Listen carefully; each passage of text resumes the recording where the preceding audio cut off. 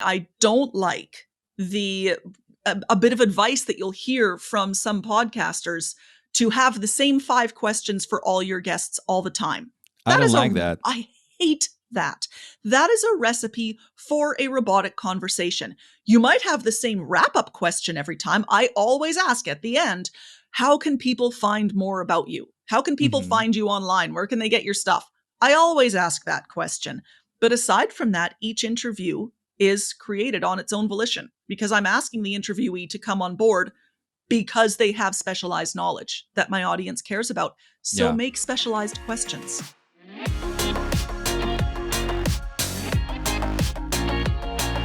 And now that we're speaking about interviews, there is another situation that happens sometimes is that interviews, either if you are like being a host or a guest, they feel robotic.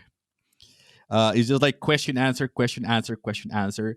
It might feel a little bit dull if we have like an interview like that.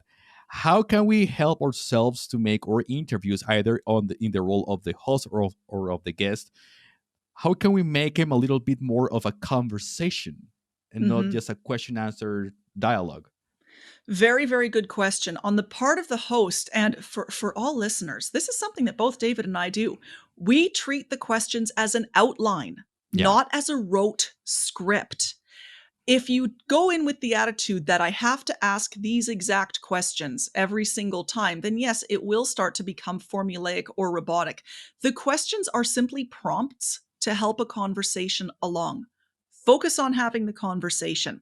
And that is part of the reason why I don't like a bit of advice that you'll hear from some podcasters to have the same 5 questions for all your guests all the time. I don't like that. I hate that.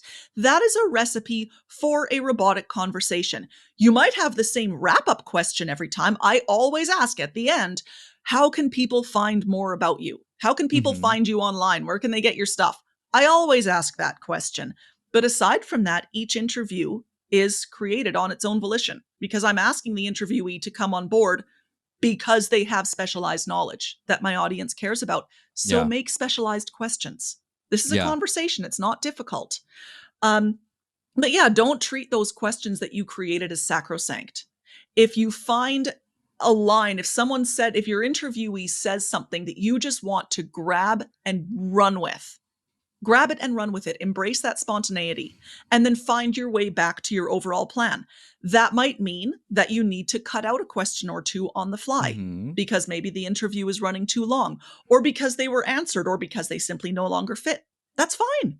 You can do that. I like to keep it on a piece of paper in front of me so I can literally scratch them out as I'm going along. You can do that. That will keep it conversational. Stay curious. Be genuinely curious about what your interviewee is saying, because then you'll notice those moments of serendipity where you can say, oh, they said something beautiful. I want to explore that more. From the interviewee standpoint, and this especially goes for people who are fairly green at interviews, who are fairly new at it, avoid the urge to script your answers. That doesn't mean that you don't prepare for the interview. I always review interview questions. I always think about what it is I can say in response, but I avoid scripting and I avoid practicing my responses. This is the only time, by the way, the only time you will hear me say avoid over practice. Because for public speaking, you want to practice that talk 9 ways from Sunday. But with interviews, you want to keep some of that conversational feel, which means not scripting it. So if you're preparing for an interview and you're sitting down and you're wordsmithing an answer, I want to say these words. I want to put it exactly like this. This is the exact word I'm going to use. You are setting yourself up for going blank in the head. Because when the interviewer asks that question, or if the interviewer does what they should, which is keep it conversational and vary the questions, your brain won't be focused in on the engagement, on the interaction you're having with the other person. It will be going, oh no, what was that exact sentence I had so carefully memorized and now need to say? It's going to go into memorization and recitation mode, which will fry your brain out right away. So don't worry about being perfect. Don't script your answers. Don't focus on saying this exact thing at this exact moment, because you have to stay fluid. This is a conversation. It's a conversation. Yeah. Relax and enjoy it. Yes, and I've learned to get that mindset whenever I'm either a guest or a host. It's not so much like I'm going to have an interview with this person. Is I'm going to have a fun conversation, a fun and enriching conversation with this person, and we end up just like you and me. We laugh, we crack jokes, we get off topic a little bit. Then we go back to the topic, and it's really, really nice. Like after you finish the conversation, you end up feeling like with like I don't know with that dopamine injection or something like Yeah. that because you feel so nice. It feels so nice because you just had a lot of fun with a complete stranger that now felt like a friend. Exactly. And this isn't to say that there's no structure to the interview. Like I Yeah. said, this isn't to say that we don't prepare for it. Absolutely. And you do want to be keeping a bit of a mental track on both the interviewer and the interviewee's side. Keep a mental track of, Mm-hmm. hey, is this going in the direction I wanted it to go? Is is what we're talking about still relevant? Is the Mm-hmm. answer that I'm giving still relevant, or am I going off on a crazy tangent here? Keep that filter running in your mind. And Mm-hmm. then if you find that you're going way off topic, okay, look back to those questions that you had prepared and Mm-hmm. bring it back on topic. For the most part, and this is something that I recommend to people who are really nervous about being interviewed, the interviewer's job is to make sure that things progress in a way that works for the audience. Yeah. Trust them to do their job. You don't need to be in control. You can relinquish control and be purely in the moment as the Mm-hmm. interviewee, because the interviewer will bring you back to where you need to be. And by that same token, don't try to do that for them, because you're making their life a lot harder if you do. Yes, yes, yes, yes. It's nice. And now that you say that, yeah, it's totally right. The host's job is to keep things on track. So as I guess you should just relax and go Relax. with the flow. Relax. Go with the The flow. interviewee has the easy job. It's great. Yeah. Yeah, yeah. Yeah, because as a host, like before we, for example, before we got to book you, we had to do a lot of research and prepare the questions and arrange things. So actually, like the interview is like what takes us the least amount of time. Is Yeah. the before and the after is what will take the most time to work on. Now, Lauren, let's move from interviews to solo episodes, and this is like probably my final question here. Um, okay, when we are in an interview, it's easy to have like this fun interaction and to be more natural when you speak. But when you're recording solo, people are very concerned that they are going to sound dull, boring, flat. And sometimes it happens. Let me tell you, like Yep. sometimes it happens. So if we are recording, for example, a 10 or a 20-minute solo episode, how can we try to keep it entertaining or engaging? Mm-hmm. Keeping that entertainment and that engagement going on in there is really a factor of keeping the audience firmly forefront in mind. It might be a solo episode, but you are still talking to a Mm-hmm. group of people. They Yeah. aren't in front of you right now, but they will be. So picturing them, visualizing them very strongly helps to bring out some of those performance pieces that you want to do. Something to note about solo episodes is that they need to be treated as standalone presentations or standalone talks that you're giving. So they have to Mm-hmm. have a logical flow. They have to, they're going to be much more scripted, much more practiced, I find, than with interviews, of course, because you have to make sure that you're staying on track. But I also recommend that people practice their delivery before recording it. Don't just write out your presentation or write out your episode, sit down, hit record, and go at it in one take without having practiced it. Think of what sort of emotions it is you're trying to convey at all times. At this point of my episode, what is the audience feeling? What do I want them to feel? What do I need them to feel? How can I create that feeling through my voice, through my cadence, through my pauses? And then practice that. Say it out loud, see how it feels. Then move on to the next section at the same time. Right afterwards. What does my audience need to feel here? How am I going to convey that through my voice? And then you practice it. So you're always keeping in mind that performance aspect, that emotional aspect Yeah. of the episode of what it is you're saying. You need a great deal of variety in your voice to pull this off. So many people are worried about overdoing it. Don't worry. So it is so unusual for me to have to tell someone, whoa, you need to pull it back there a little bit. This is getting a little over the top. Normally I'm pushing for people to go more drama, longer pauses, more impact, Yeah. higher variations in your pitch, in the drop and the fall of the pitch, as it's going to sound, it's going to be dampened to your audience. It always sounds bigger in your own head than it does to the people who are listening to it. So make sure that you put real effort into that performance. Overdo it a little bit. You probably won't regret it in the end. I'm not saying go full Tony Robbins on people. That isn't always what we're going for. But do make sure that you dress up that performance a little bit. While you're recording, it can really help to be physical. If you're naturally a physical talker, and it tends to be quite cultural, like certain cultures, like we know the Italians love to wave their hands around. Tell me, I'm Latino. Tell me about it. Yes, wonderfully physical speakers. Many Arabic speakers, same thing. They're very, very physically expressive. That's a good thing. Wave your arms around while you're recording your solo see, I just lost the word, episode. There we go. While you're recording your solo episode, wave your arms around. Let your body dictate where your voice is going to go. If you're physically expressive, get really worked up because your voice will follow. People will be able to hear that physical engagement. Yeah. It's a wonderful thing to do. It really does help make things more interesting. Yeah, it's worked for me a lot to use my body language. Even though I'm sitting, I try to use my arms and hands sometimes, and it helps me unwind and feel more comfortable. And also, I also visualize, like I don't think I'm recording to a mic, but that I'm speaking to a person, and that helps me a lot with like the tone, like the modalities, the tonalities, all this. It helps me a lot.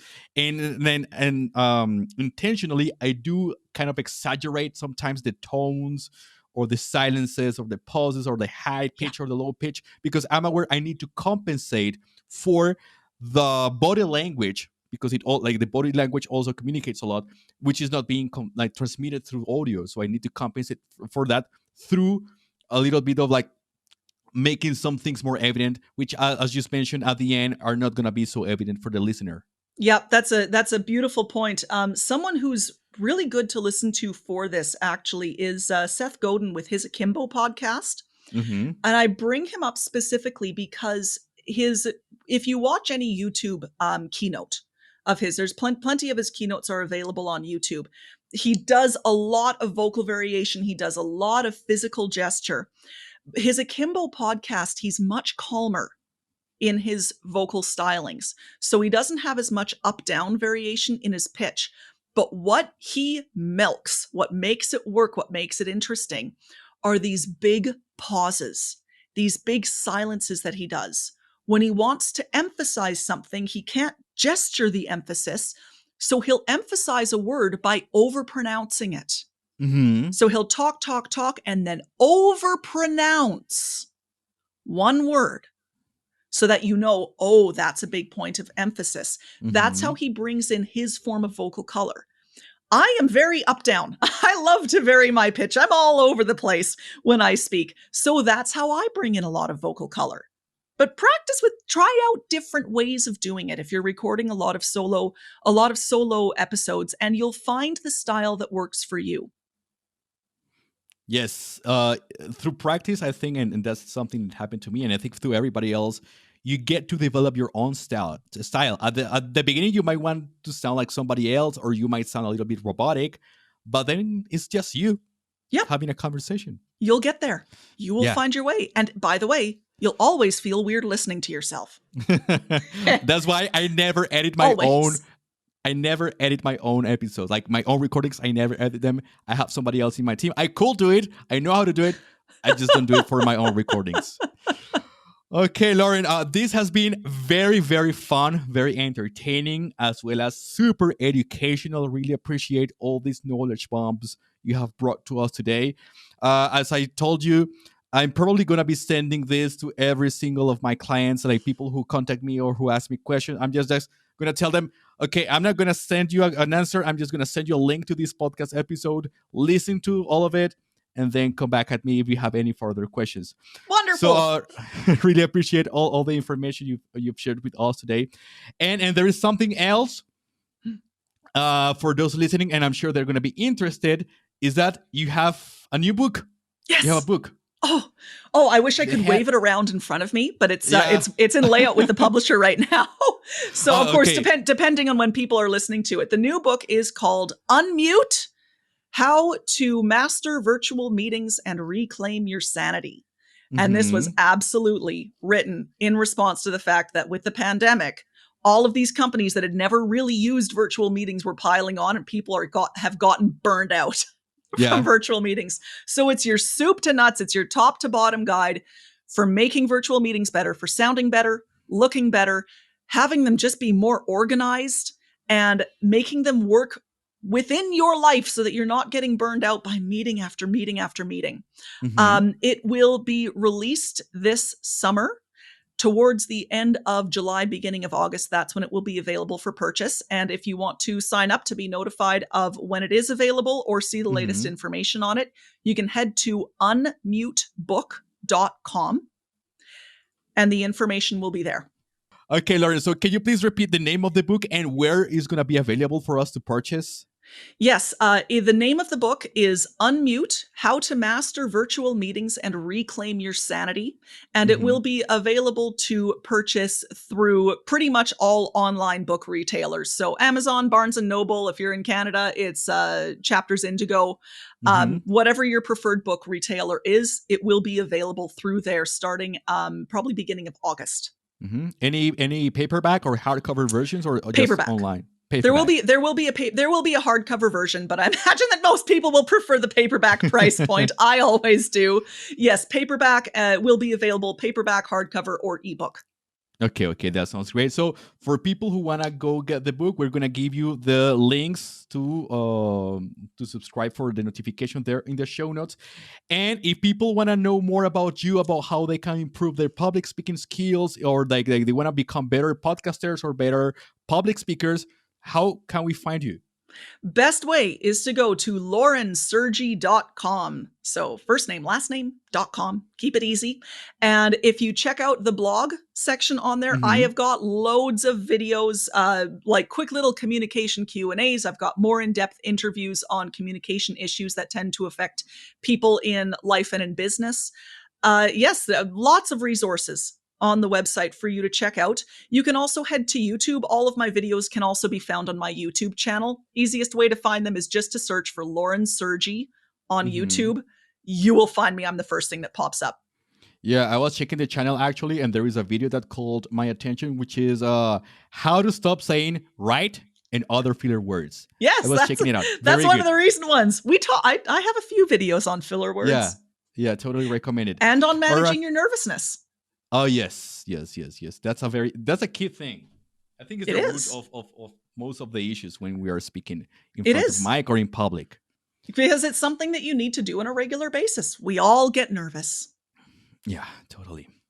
Okay, Lauren. So this has been probably one of the most fun conversations and the most fun interviews I've ever had in my podcast. Gold star. Really appreciate your time. I think we took a little bit longer than expected for the recording, but that means there was a lot of valuable information to be shared, and we got it all here recorded. So for those listening, all the links to Lauren's book and her website and her YouTube channel are going to be in the show notes, so go check them out. And Lauren, I think we are probably going to have you for another episode in the future because we get a lot of complaints and concerns from our clients, and we want to tackle those. And I'm sure public speaking skills and the related areas, which is your area of expertise, are going to help them a lot. So looking forward to talking to you in a future episode. Absolutely. I'm looking forward to it too.